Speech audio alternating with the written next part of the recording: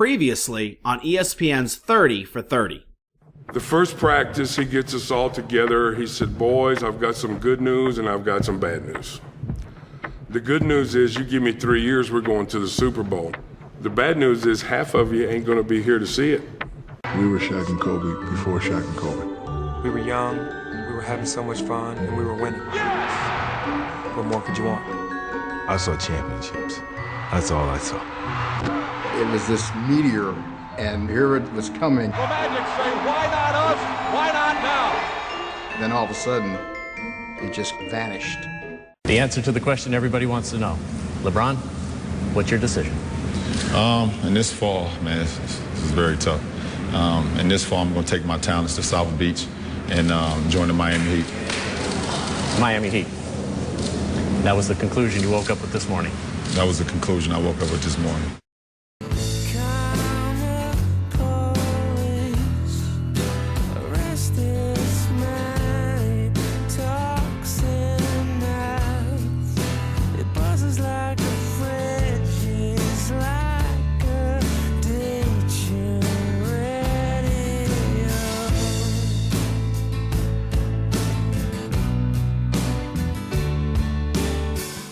On Saturday, May 14th, ESPN debuted its 82nd episode of its critically acclaimed 30 for 30 series. It was the 9th episode of the 3rd volume. Counting 30 for 30 shorts and soccer stories, the series has seen a staggering 140 total episodes.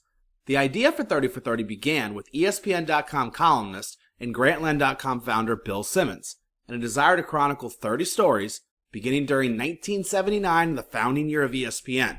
After tremendous success early on, the series is still going strong after 5 years and has shown no real signs of slowing anytime soon, even with Simmons' departure from ESPN and the end of Grantland in early 2016. My name is River City Clement, and I am your host, and this is episode 8 of season 3 here at the Baker's Dozen podcast.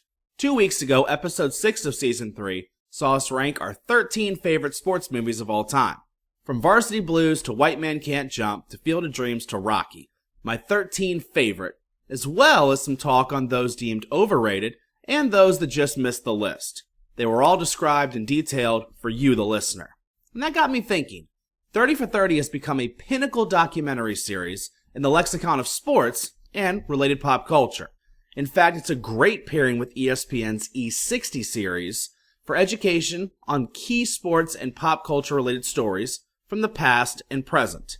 30 for 30 has covered a variety of topics, both those I was familiar with and those that were quite new or even completely foreign to me. Often, a 30 for 30 episode is the highlight of my sports viewing calendar, and while all of them haven't been winners, and to be honest there have been a few stinkers, the vast majority of them have both been informative and entertaining. Falling short is definitely the exception to the 30 for 30 rule of stellar filmmaking. So I decided to rank my 13 favorite episodes of this extensive series, my absolute favorites thus far. Looking at a simple rubric, I graded them and eventually ranked them based on their topics, the direction and presentation of the documentary, their perspective and stance or multiple stances, their storytelling model, and those directly involved in making the actual documentary, and those who helped to deliver the content. Of the 80 plus episodes, and I've seen at least 90% of them, I was able to work my way down to 13, and then rank them from 13 all the way up to the number 1 spot, which admittedly was a clear-cut favorite of mine. Don't worry, as I'll be sure to note the most notable exceptions, whether those I deemed overrated or those that just missed the cut from my top 13. And if you're a fan of the series, whether rampant or occasional, I'll be curious to see if any of your favorites made my list. And that gives you a perfect reason to reach out to us via social media. Whether Twitter, Instagram, Facebook, or email, we always appreciate hearing from you, the listeners. We heard a lot of feedback after our movie post, and we hope for more of the same with this episode. Getting in touch with us, it's incredibly easy, as all of our social media information and contact is available on the description or info for this episode. And if you search Baker's Dozen Podcast, something tells me you'll find us, irregardless of the big 3 social media giants. You can also subscribe to the show on iTunes, the podcast app, or just bookmark our page at Podomatic.com. A Wi-Fi connection and you're good to go. and you can further link up with us and get automatic downloads almost instantly after they drop. You search Baker's Dozen Podcast or my name, River City Clement, River City being one word, you'll find us online, trust me. But for right now, let's dive straight into the rankings and get this episode going. No guest this week, just yours truly. So without further ado, let's roll.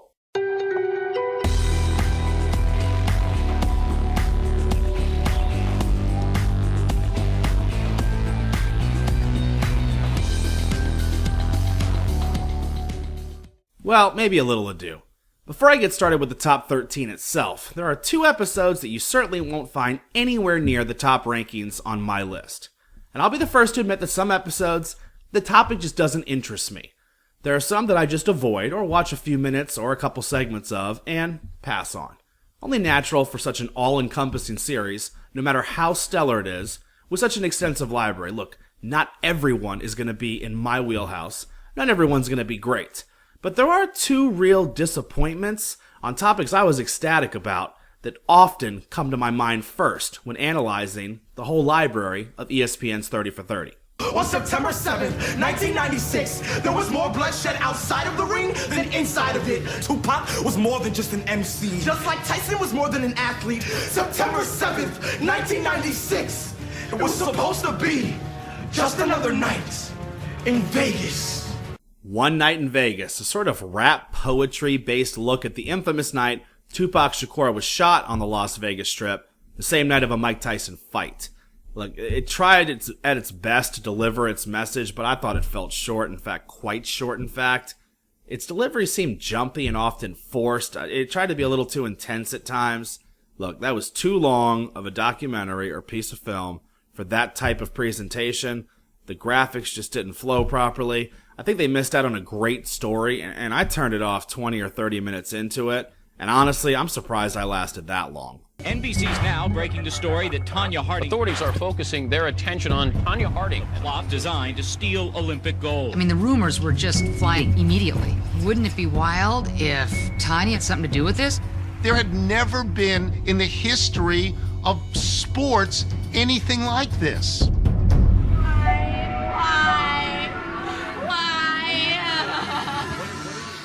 Second up is one that's going to surprise a lot of you, and it was The Price of Gold. I thought it was really underwhelming. It was a documentary focusing on the controversy around figure skaters Tonya Harding and Nancy Kerrigan during the 1994 Winter Olympics. Look, this is a great story. It's like Shakespearean tragedy. But without Kerrigan, who opted for an NBC special that aired during the Olympics, and she helped with that coverage, with 50% of the story gone, things aren't what they should be. Harding... she was a naive maniac. She was a mess, and that made for good TV, but 50% of the story missing. It's just too much, and I'll give you an example of when it's okay. The 30 for 30 episode of the Fab Five, which you're going to hear about shortly, it survived without Chris Webber, even though that was a big part of the story, because of so many other names, egos, personalities, and perspectives to tell on the story. Look, Fab Five could survive without Webber when it comes to the 30 for 30. The Price of Gold desperately needed Nancy Kerrigan, not just to be very good, but potentially outstanding and maybe the best one in this series. I finished the episode, but I found it far more underwhelming. I didn't want to just hear the story from Kerrigan's perspective through media coverage and, like coaches and outside perspectives, even from her inner circle. So my early expectations, they were definitely not met. But enough of the disappointments. Let's get to the top 13. Let's start with number 13, and let's see if your favorite or favorites made the list or didn't make it. Less than goal first time, and Ben Johnson got a brilliant start. It's Johnson away and clear. They can't get him now. And Lewis is not going to catch him. Johnson wins it. Lewis second, Christie third, and the world record is gone again. And that is the greatest 100 meters the world has ever seen. Number 13, 9.79, asterisk. Episode 2 of Volume 2. A profile of the men's 100-meter final at the 1988 Summer Olympics, and the lives of 8 men who participated, including Canadian phenom and, now scandalized, sprinter Ben Johnson, whose world record run of 9.79 seconds was scrubbed after he tested positive for anabolic steroids, and U.S. sprinter Carl Lewis was awarded the gold medal after Johnson's disqualification. Olympics, a doping scandal, the fastest man alive, animosity and rivalry that exists still to this day, controversy, cheating, and cover-ups that still all haven't been solved. This was a stellar episode that exposed the steroid controversy long before it ever chased a home run record or donned a yellow jacket. The greatest show on earth. This team lived for the stage. They wanted the show, and we'll put on a show for you. That's one thing we're gonna do for you. The bigger the stage, the bigger we played. Most schools never win one national championship, and we had a chance to just win them all. Even the marvelous Bobby Bowden couldn't beat the Canes on a regular basis, and he knows that. We just refuse to lose. It's called swagger. If you don't like us dancing, then don't let us get in the end zone. We looked at it as going to somebody's backyard and turning a garbage can over and walking out the front door.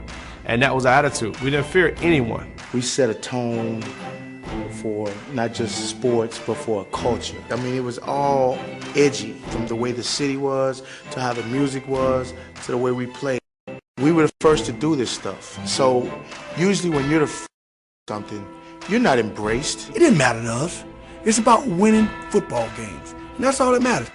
You can call us whatever you want to call us, but get to know the name is C-A-N-E-S.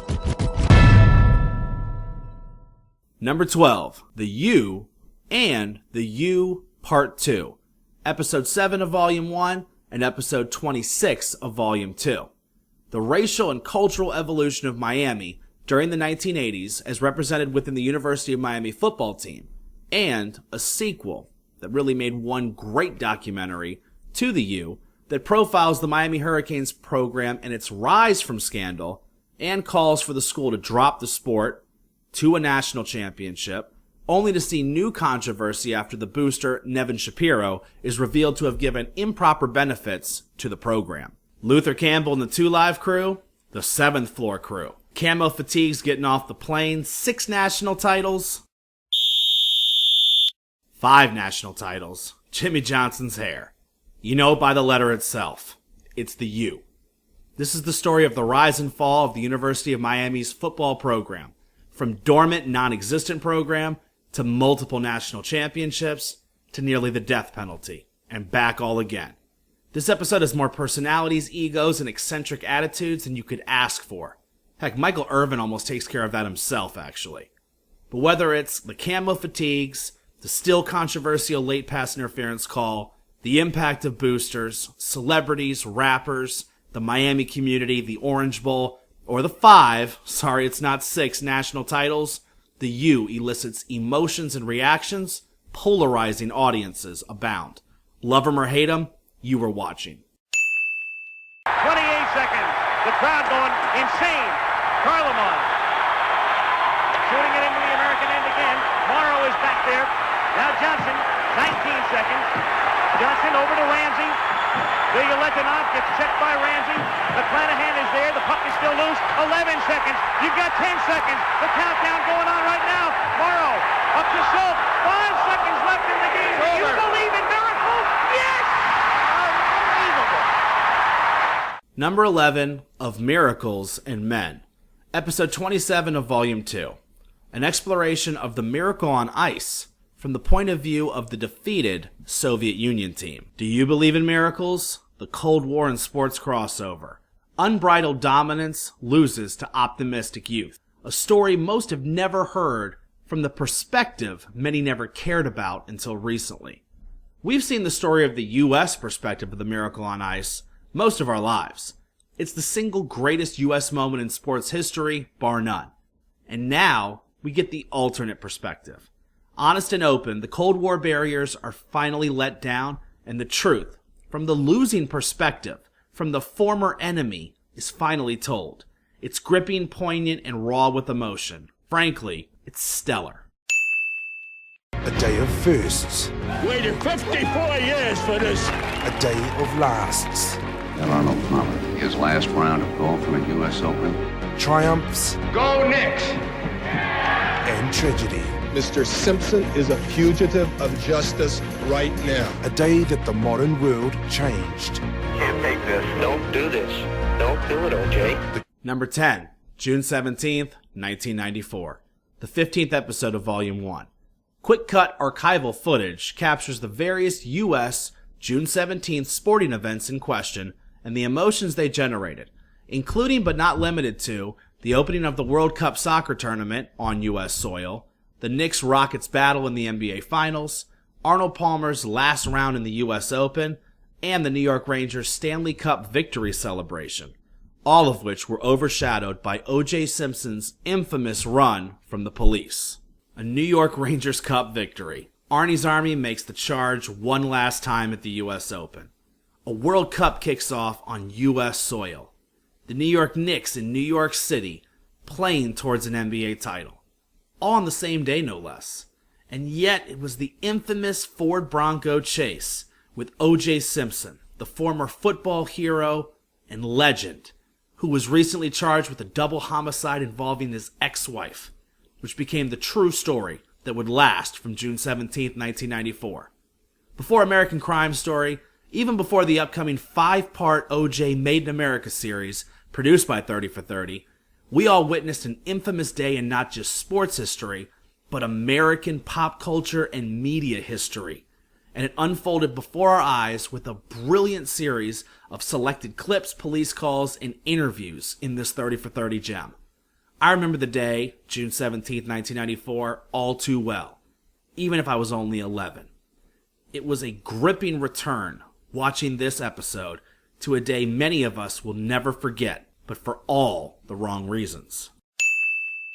Here they go, the Wolverines! From the producers of 30 for 30.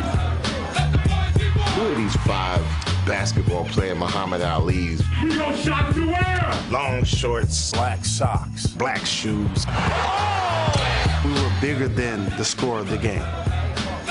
In 1991, 5 Michigan freshmen ignited a basketball revolution. Number 9, the Fab Five. Episode 1 of Volume 2. The story of the 1991 Michigan men's basketball recruiting class, known as the Fab Five, one of whom, Chris Webber, was later involved in a notorious play-for-pay scandal. 5 fabulous freshmen starting on one team. Jalen Rose saying anything on a microphone. The perception of both Michigan and Duke in the early 90s. The timeout call when there were no timeouts. The scandals that followed, the banners that were taken down. First off, if Chris Webber had agreed to be part of this easily would be fighting for the top spot. But between Ray Jackson, Jimmy King, Juwan Howard, Steve Fisher, and of course, the aforementioned Jalen Rose, you still earn the 9th spot on my list easily. It's an episode dripping with reality. Love 'em or hate 'em, the Fab Five were college basketball in the early 90s. Entertaining as hell. In just 2 years, they legitimately changed college basketball forever. And nobody, even the biggest of haters, can deny that. Everyone was saying, who's Pete Carroll? Southern California turned to Carroll late this afternoon, naming him as their new head football coach.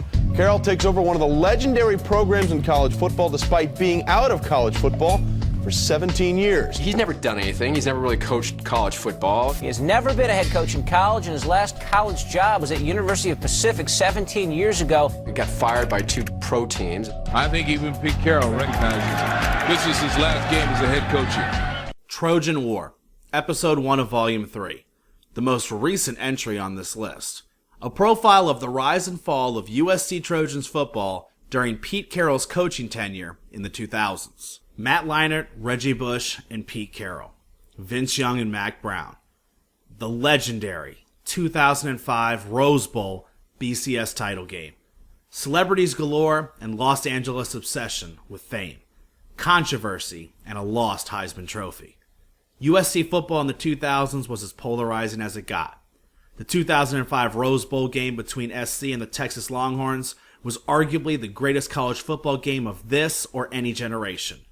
And it all unfolds in front of our eyes a second time, with the legacy of USC football in the 2000s forever in question. So now, it's so nice we can enjoy it twice. A quick pass to half court and call a quick timeout so they can get in better shooting range. There's the pass to Leitner. Puts it up. Yes! Number 7. I Hate Christian Laettner. Episode 28 of Volume 2. A look at the life and the basketball career of Christian Laettner and the intense dislike some fans still harbor for the former Duke University and NBA star and Duke University itself. Hating someone from Duke. Hating Christian Laettner. The story of the shot versus Kentucky. Laettner autographing team pictures by signing over Bobby Hurley's face. Learning the real story of Christian Laettner, the man and the player. Most of us hate Duke. A lot. A whole lot. But those who don't love everything about them. The names and legacies, they haven't been forgotten. The irritants. The stars. Battier, JJ, Grayson, Wojo, Cherokee, Paulus, Sheldon, Shavlik, Shire, Singler, Rivers, Dawkins, Capel, Billis, Ferry, Hurley, and of course, Christian Laettner. Christian Laettner takes the cake, and then some. From stepping on heads to whining to refs, to dominating title games, to the rise of Coach K and the flop. Hating Laettner and hating Duke University is as easy as it gets for most college basketball fans. And yet in this 30 for 30, we learned both sides of the story. And perhaps, just a little, we don't hate Laettner and Duke as much as we used to. Or maybe we hate them even more. And Reggie Miller has accounted for 10 of the 12 Indiana points here in the fourth quarter. Reggie Miller giving the choke sign to Spike Lee. Spike is appealing to the official Dan Crawford. I don't think that Spike realizes he's not in the game. It does not matter what Reggie does in the direction of Spike Lee. He wants a taunting foul called. Number 6, Trey Fernandez will be happy to hear this. Winning Time. Reggie Miller versus the New York Knicks. Episode 8 of Volume 1. The impact of the rivalry with Indiana Pacers superstar Reggie Miller with the New York Knicks in the 1990s, specifically focusing on the Pacers-Knicks battles in 1994 and 1995 in the playoffs, and Miller's interactions with Knicks superfan and filmmaker Spike Lee. Reggie and Spike, the shove and the three. Threes, threes, threes. The choke gesture. The Pacers still lost that series, folks. Names like the Dunking Dutchman, Oak, and Anthony Mason. The best rivalry in basketball in the 90s. As a Knicks fan, you knew this would be up here. Knicks haters or Miller lovers, they probably want it even higher. Public enemy number 1 after the retirement of MJ for Knicks Nation was Reggie Miller. The second best ball player in his only family, mind you. The man who took on the city, Spike Lee, and the mecca of basketball. I still want to throw things at the screen when he puts up the choke sign, after the shove, and the third three. After all those points in mere seconds, the legacy lives on for years. I still wish he played the Knicks in every playoff series. That'd be a dream. Just get sticky, I react quickly. Bust mine off till the boys come get me. Taking it with me, man. Allen Iverson may be the most controversial basketball player of our time. I first heard about him from my dad, who marveled at the scrawny high school kid's exploits on the football field and the court. He was one of our most gifted. Iverson for three. Yes! He took on a golden child image. He was cocky. That's what you love. Walk in the hardware store, pick up the smallest nail in there, and try to bend it. Can't do it. It's tough. That's Allen Iverson. For this transcendent high school athlete, everything changed on Valentine's Day, 1993. Number 5, some Virginia flavor. No crossover. Trial of Allen Iverson. Episode 10 of Volume 1. The story of the 1993 trial of Hampton, Virginia high school phenom Allen Iverson, convicted for his role in a racially tinged melee at a bowling alley, and its impact on both the community and on Iverson's life. Hoop Dreams' acclaimed director and Hampton's own Steve James. AI, the single toughest athlete in NBA history. The bowling alley brawl and conspiracy theories galore. a community, its golden sun, and his dramatic rise and fall. Allen Iverson is as polarizing a figure in every avenue of life he's been a part of as anyone else I can think of. From his hometown rise to fame in Hampton to his career with the 76ers, Iverson evokes a reaction out of everyone. And it all started long before his lost senior season, one he spent incarcerated less than a year after state titles in football and basketball for Bethel High School. It's a story more than the basketball court, more than Hampton, more than the bowling alley brawl. It's a story many of which we knew minor details. And now we keep wanting to know more and more about AI. The Boston Celtics select Len Bias. He couldn't be stopped. So many experts were predicting tremendous success for him. You have to get him back to life. There's no way he can die. Number 4, Without Bias. Episode 5 of Volume 1. The death of basketball phenom Len Bias from a cocaine-induced heart attack, only 2 days after the Boston Celtics selected him as the second overall pick in the 1986 draft, and its impact on casual drug use, especially by the sports community. This 30 for 30 is at times dark and really depressing, but it's also a first-hand perspective, one we haven't seen, from those closest to Bias during his rise and fall as a potential sports legend.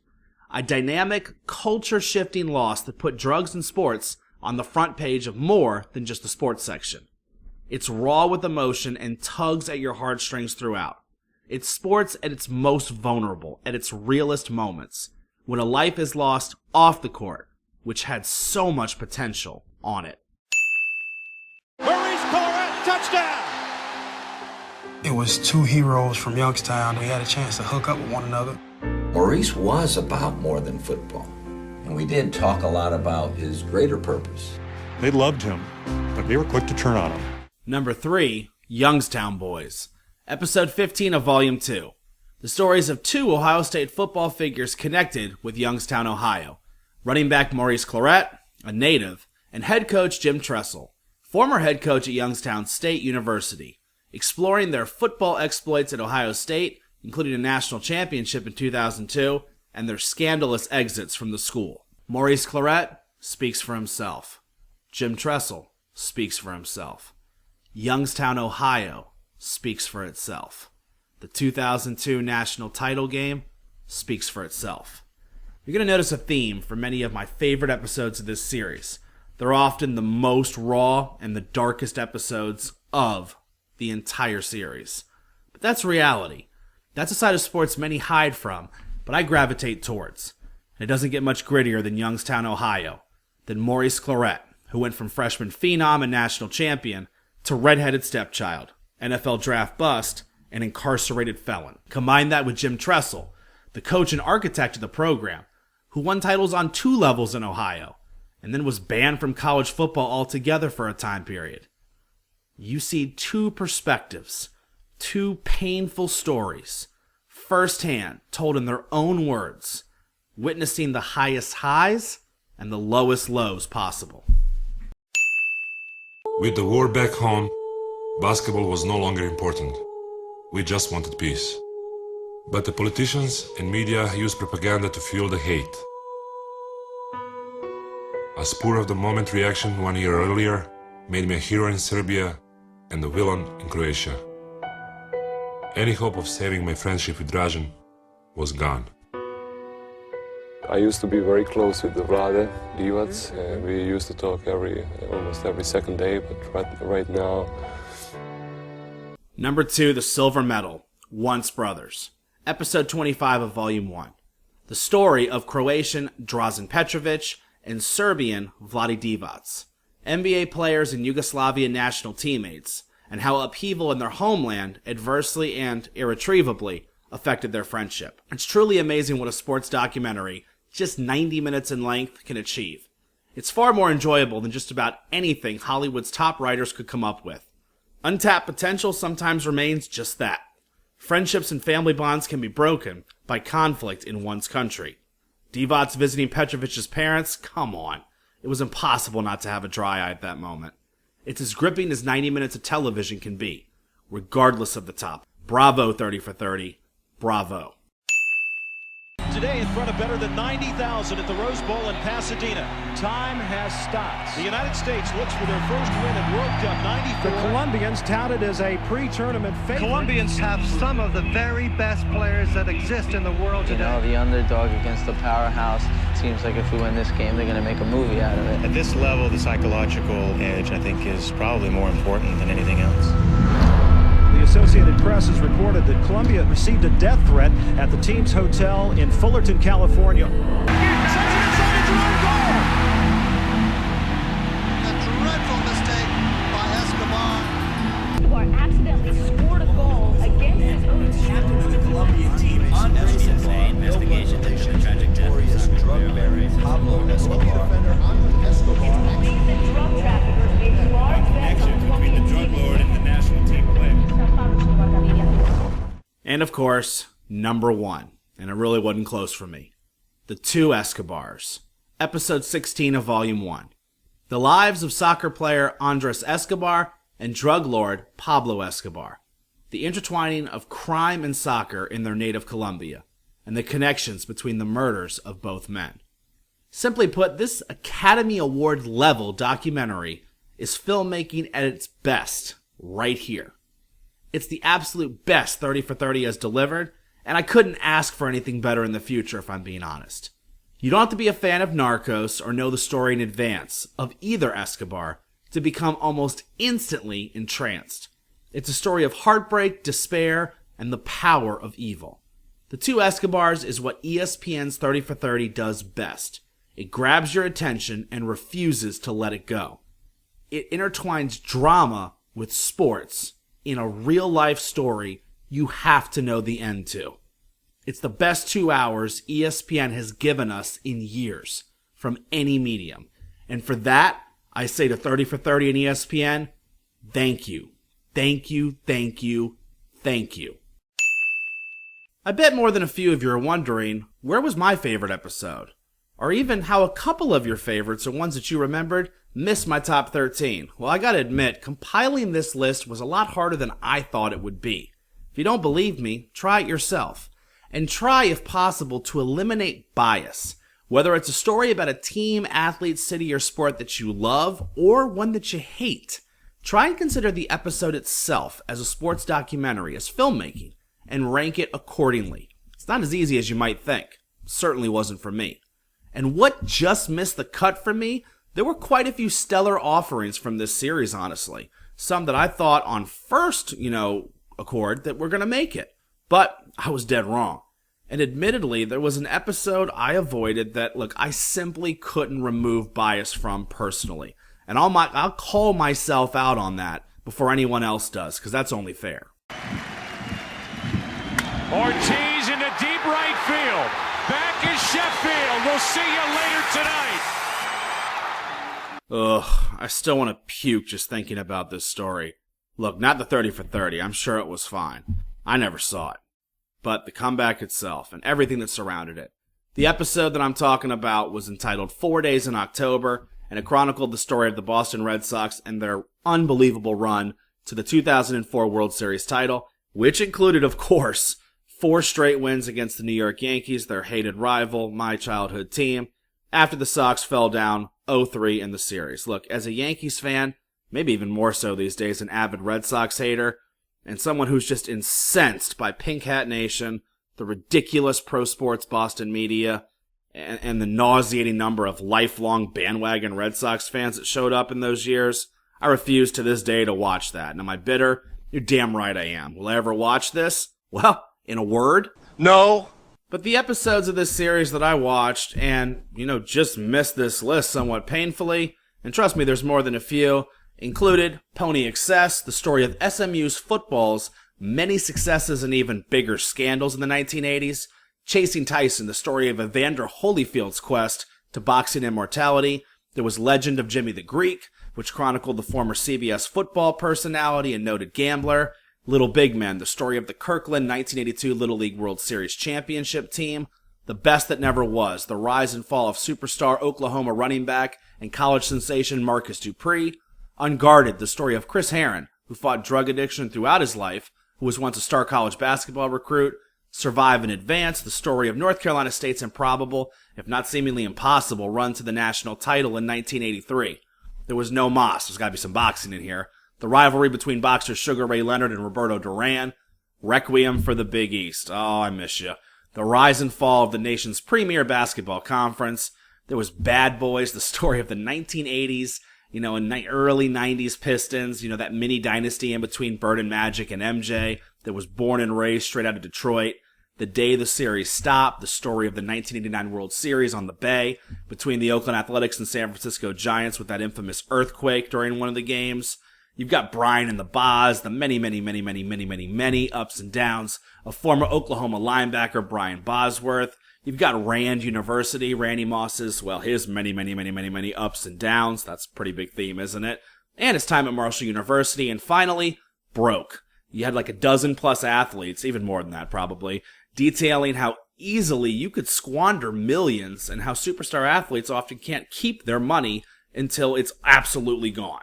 Those 13 that I just listed quickly right there, they could have made this list, and I think that would have been just fine when it comes to what 30 for 30 has to offer. But they just missed my cut. Are there any others I'm missing? Be sure to let me know via social media. We hope you enjoyed this episode in which we ranked our favorite 13 episodes of ESPN's 30 for 30 series. We'd also like to bring your attention to an episode in our archive very similar to this one. You can find it in iTunes, the podcast app, or scroll down on our Podomatic page. It was a quick hit episode entitled 13 for 30, in which 13 college basketball stories and ideas were proposed for the 30 for 30 series to tackle. Ideas for 30 for 30 episodes, which included the story of Lamar Odom at Rhode Island, Jimmer Fredette at BYU, the infamous Baylor scandal surrounding the death of Patrick Dennehy, an attempted cover-up by head coach Dave Bliss, a follow-up to the 1994 award-winning documentary Hoop Dreams, Bob Knight and Neil Reed's legacies after the choking scandal during practice at Indiana University, and two of my favorites, chronicling the meteoric rises of both George Mason and VCU out of the little-known CAA conference as they respectively marched to the Final Fours in 2006 and 2011. It's a quick listen and some ideas that we had for the producers at ESPN's 30 for 30 that I think you might enjoy. Plus, on our Tumblr page, we created 30 for 30 promo posters for each proposed episode. The link for our Tumblr page is in the description and info for this episode. I also decided to post the actual 13 posters that went for our 13 favorite episodes. It's something worth comparing. I'm not Mr. Graphics, I'm not Mr. Media Design, but I think I did a pretty good job. Subscribing to the show, look, it's easier than ever. iTunes, podcast app, a bookmark. That's how you can check out episodes like our 13 for 30 for college basketball, which dropped during March Madness. And I'm going to tell you right now, there's a college football episode ready to go this fall with a similar 13 for 30 format. No need for secrets. The rough draft, it's already almost done. As for today's episode, I can't thank you enough for listening and continuing with us through our very diverse, but also very entertaining third season. Last week, we really stepped outside of the box as Skylar Van Valkenburg, he made his debut on the show with his segments, Elephants Always Remember, and Chachi V, our political correspondent, the king of Donkey Punch, he came on and they both discussed, not debated, politics as the race for the White House continues with the close of the primaries and the presidency in our current mirror. It was a unique and interesting look that gave us some rare political speak on this show, and I, for one, enjoyed it thoroughly. The hits were great, and it seems like the audience responded. We're going to still continue our reviews of this season of MTV's The Challenge Rivals 3 with our series that drops around every weekend, Rise to the Challenge. We're 3 episodes in, just as Rivals 3 is, and we have plenty more to go. In fact, you can expect episode 4 Friday or Saturday this weekend. Whether it's sports, pop culture, or politics, trust me when I say we got you covered. You keep listening and supporting us, and we'll keep producing. It's that simple. We'll be back next week to break down the NBA as it stands, as we march towards the NBA Finals with a former guest and show favorite for many of you. He was on one of our first episodes. That's right, Dwight Watson will be back in the house. It's time to check back in with Dwight And more importantly, it's time to look at this historic NBA season as it starts to wind down. Who knows? Maybe a 30 for 30 will come from this season too. But until then, you know, it's on to the next one. On to the next one, on to the next, on to the next one, on to the next, on to the next one, on to the next, on to the next one, on to the next. Hold up. Hey. Somebody bring me back the money, please. It's easy to sum it up when you just talk about practice. We sitting here, I'm supposed to be the franchise player, and we're in here talking about practice. I mean, listen, we talking about practice. Not a game, not a game. Not a game, we talking about practice.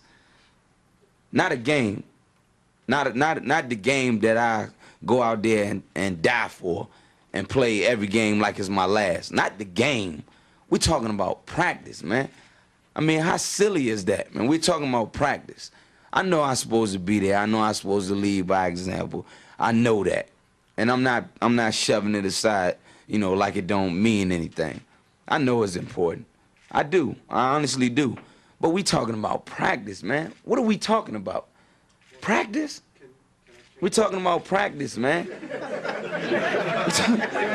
We talking about practice. We talking about practice. We ain't talking about the game. We talking about practice, man. When you come in the arena and you see me play, don't you? Absolutely. You see me give everything I got, right? Absolutely. But we talking about practice right now. But it's an issue that your coach we talking about practice. Man, I hear you. It's funny to me too.